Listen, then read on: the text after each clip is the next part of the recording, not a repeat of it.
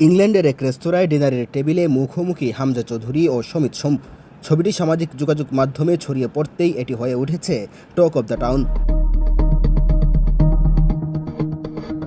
আপাতত কোনো ক্লাবের সাথে চুক্তিতে নেই সমিত, আর ক্লাবহীন অবস্থাতেই তিনি উড়ে গেছেন ইংল্যান্ডে। এমন সময়ে হামজার সাথে এক টেবিলে ডিনার কি কেবলই একটি মাত্র আড্ডা, নাকি এর পেছনে রয়েছে বড় কোনো দলবদলের পূর্বাভাস?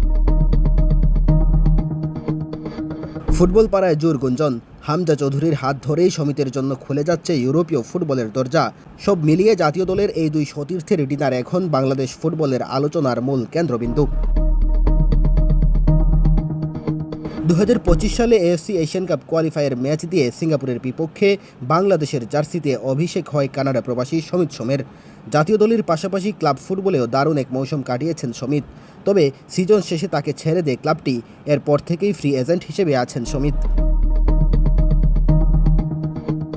আপাতত জাতীয় দলের কোনো ব্যস্ততা নেই। জুলাইয়ে ইউরোপের দল সান মারিনোর বিপক্ষে লাল সবুজের জার্সিতে দেখা যাবে সমিত সোমকে। এর আগে নতুন কোনো ক্লাবে দেখা যেতে পারে তাকে।